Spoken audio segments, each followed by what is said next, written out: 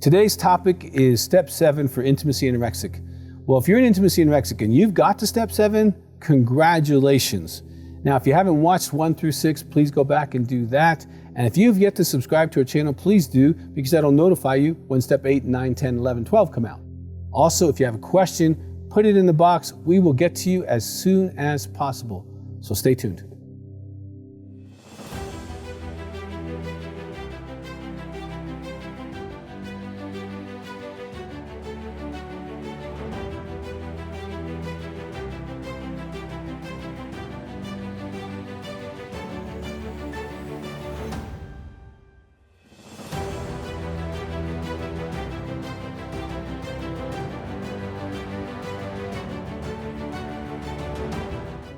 Step 7 for intimacy anorexia.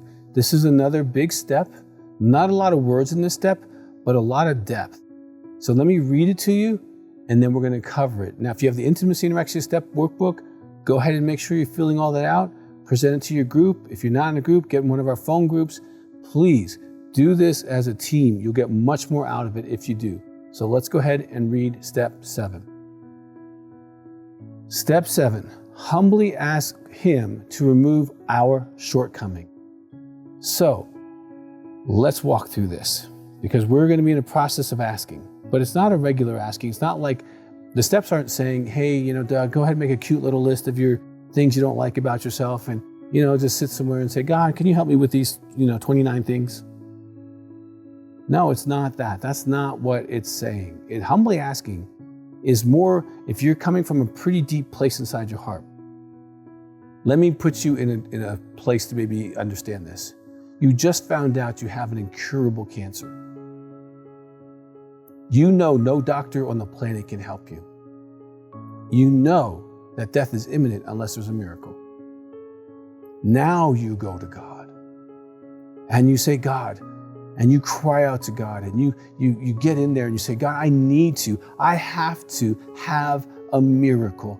I need this cancer removed from my life. I want to raise my kids. I want to live long. I want to be able to be on the earth longer than what the doctors are telling me. That's humbly asking. That's going to the mat with God. That's saying, God, this impatience, selfishness, lust, fear, my attitude towards my wife or women, this selfishness, this self-absorbedness, these things that I deal with as intimacy anorexic, needing to be safe and worshiping safety as if I need to be safe. I mean, if you haven't watched my DVD on Indestructible, you don't need to be safe because your heart's indestructible. But anyway, you can have all these kind of false beliefs and attitudes. And with the anorexic, okay, you definitely need God's help. You want to move in and say, God, I need to stop withholding. God, I need, whatever the character defects are, get in with them. And some of them are going to be outside the kind of things about just general recovery. So humbly is a position of the heart. You're all in. You ask Him.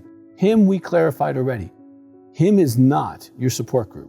Him is not some higher power that you created, okay, because it's subject to you.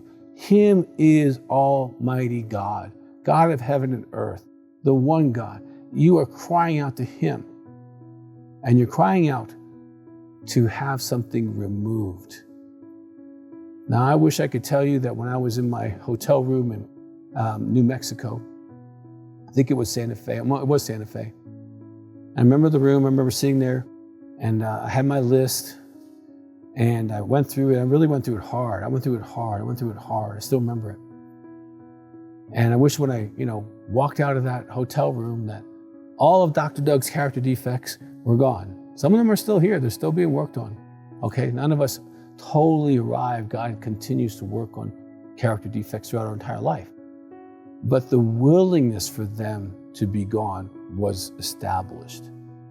Now, God might decide on the order in which He addresses these. You might facilitate some of that by saying, hey, I can be accountable for this behavior or this type of withholding. I need to really set a consequence and be accountable and make a call every day. Yes, you can help definitely kind of shorten the process if you want to, but God's going to help you. You're going to need God, especially as an anorexic. You got to open your heart. Anorexia is a hard issue, and it's hard. So having God on your side, really a smart idea. Now, shortcomings. As an intimacy anorexic, by step 7, hopefully you're out of the good box, bad box, where, if you have a flaw, you're not loved, and, you can't be wrong, you can't say you're sorry. By now, I'm thinking you're somewhat past that, at least for the majority of issues. So you know your shortcomings. You know that you're flawed and loved. You know that you have these patterns of withholding. You know that you have other behaviors, maybe impatience or unkindness or selfishness, or maybe the way you eat or spend money, or maybe the way you drink. Okay, you might have other issues that are not just about intimacy and anorexia. In this step, you're addressing all of your shortcomings, not the ones that are just related to recovery. You're dealing with all of them. So some people have, quite an extensive list here, but it's really, really important that you do this step and you do it with integrity and you really cry out to God and you really get alone and you really make this happen. I strongly suggest you don't cry out to God for more than 1 shortcoming a day. 2 at the very most. You don't make this light, because if you do it well, you will be different, because your willingness to have these things change, your willingness to have God send you someone who maybe acts like you so that you can learn what that feels like, or watch your child act like you and go, oh my gosh, that's not good, okay? Or the right book or material or counselor or sponsor come into your life to help you move through some of these things. You deserve to be free from your shortcomings, but it is a process. If you do step 7, it can help you along the way quite a bit. So if you've yet to subscribe, please do that. Click the button. If you have a question about this step or anything that we've talked about, you can give us a shout out on the little box there, and we'll be happy to get back to you. So please do your step 7. You deserve an awesome recovery.